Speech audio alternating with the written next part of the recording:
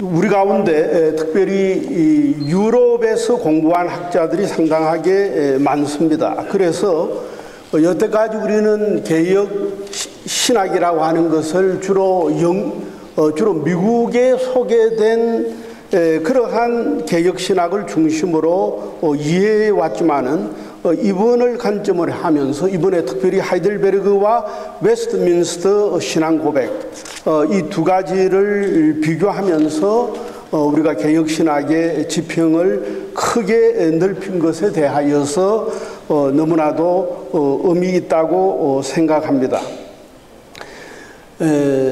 특별히 이 시간 많은 우리 학자들이 연구 발표를 하기 때문에 저의 많은 부분을 요약하겠고 제가 한 15분 정도까지 11시 늦어서 15분 정도까지는 저의 말씀을 끝내고자 생각합니다.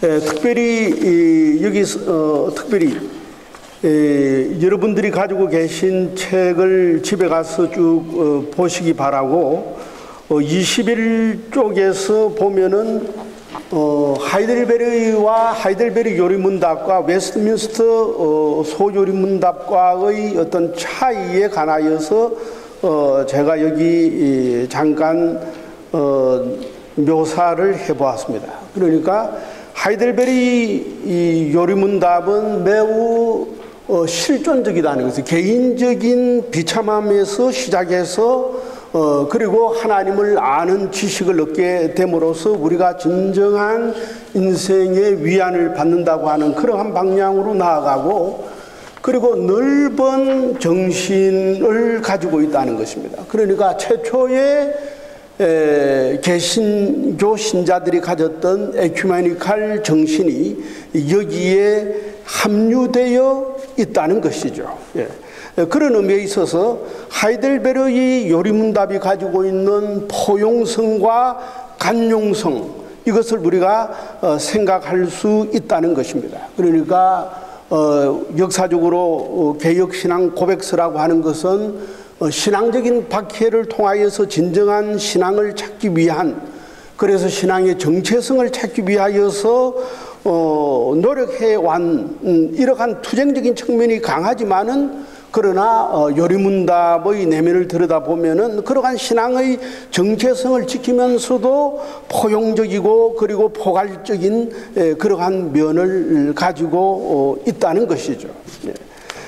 그러면서 특히 웨스트민스터 신앙 고백이라고 하는 것이 이 인생의 지고의 목적은 무엇입니까? 위에서부터 출발합니다. 하나님의 그러한 어떤 영광에서 출발하지만은 하이델베르 요리문답은 인간의 비참성, 인간의 비참성에서 출발하면서 인간의 위안이 무엇입니까? 이렇게 밑에서부터 출발하는데 위에서 출발하나 밑에서 출발하나 그것의 목적이라고 하는 것은 하나님의 영광이기 때문에 상관은 없지만은 그만큼 신앙 고백하는 개인의 어떤 실존적인 면을 하이델베르의 요리문답은 강조하면서 특별히 율법이라고 하는 웨스트민스터 신앙 고백서가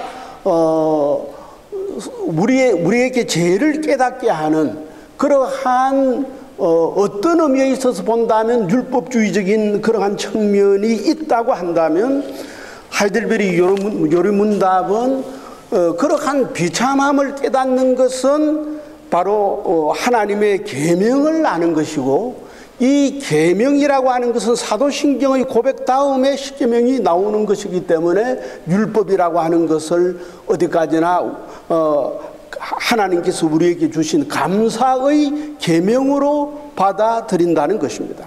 그러면서 특별히 이 연합과 일치를 강조하고 있는데 여기 이 요리문답을 저술한 우르시누스는 그 요리문답 서술에 있어서는 그 예정론에 관하여서 상당히 깊이 다루고 있지만은 이 요리문답 자체에 있어서는 예정을 어떤 개인적인 차원에서 다루지 않고 교회의 선택에서 다루고 있다는 것입니다.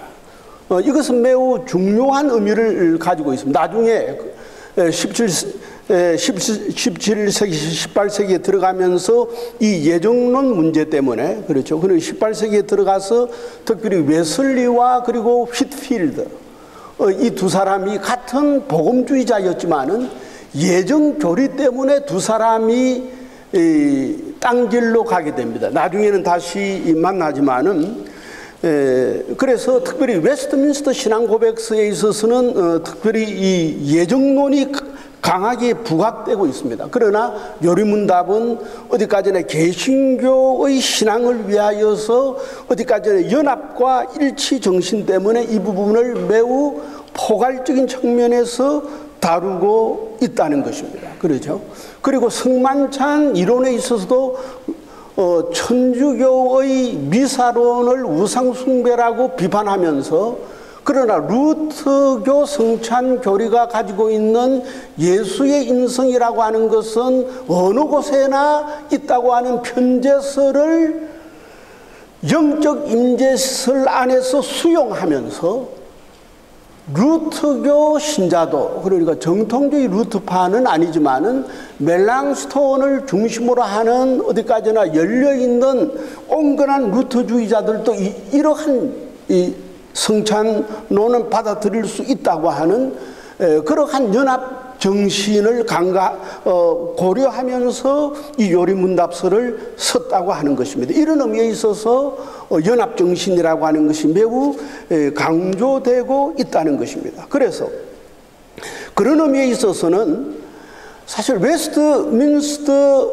신앙 고백서, 물론 우리 장로교에 있어서는 정통주의적이지만은, 그러나 어떤 의미에 있어서는 이 웨스트민스터 신앙 고백서가 가는 곳곳마다 특별히 예정론이라든가 이런 것 때문에 많이 갈라졌다. 미국 교회라고 하는 것은 갈라졌다. 영국 교회는 갈라지지 않았습니다. 사실 어디까지나. 그러나 미국에 건너갔을 때는 이것이 갈라지게끔 되었고, 이것이 한국에 들어와서 오늘날 한국 장로교 안에서 엄청난 100여 개의 그러한 교파들이 생겨나게 되었다는 것. 이런 의미에 있어서는 웨스트민스터 신앙 고백서가 가지고 있는 교리적인 어떤 정체성을 받아들이면서도, 그러나 우리는 이것의 어떤 협착성과 분파주의를 극복하기 위해서는 하이델베리 요리문답이 가지고 있는 폭넓은 에큐메니칼적인 연합성, 이것을 우리가 다시 한번 발견해야 하지 아니할까 보아지는 겁니다. 특별히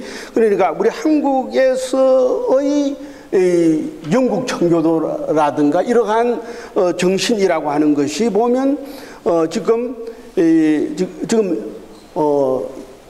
오늘 장병현 설립자 목사님께서 여러 가지 말씀을 하셨습니다마는 그런 의미에서 우리 개혁 신학회의 정신과 상당하게 부합되는 것이라고 보아집니다. 그러니까 너무 지나친 어디까지나 소위 어떤 보수를 위한 보수, 이것 특별히 이 한국 교회 안에서 이러한 WCC를 적거리 쏘라든가 또는 WCC 참여는 제2의 신사 참배다고까지 하는 이러한 지나친 하나의 어떤 보수주의, 이것은 어떤 의미에 있어서는 웨스트민스터 신앙 고백에 정의된 그런 어떤 교회의 사고방식이 초래한 것이 아니겠느냐. 이것을 극복하기 위해서는 오히려 하이델베르의 요리문답이 가졌던 최초의 그 정신으로 되돌아가야 하지 아니할까, 이렇게 제가 말씀드리면서 오늘 특별히 이러한 감리교 신학자가 개혁신학회의 회장인 이러한 폭넓은 개혁신학회가 백석대에서 또한 정통주의 신앙을 가지면서 열려있는 복음주의를 추구하는 그런 백석대학교의 아트홀에서 개최된 것은 역사적으로 큰 의미가 있다고 생각합니다. 감사합니다.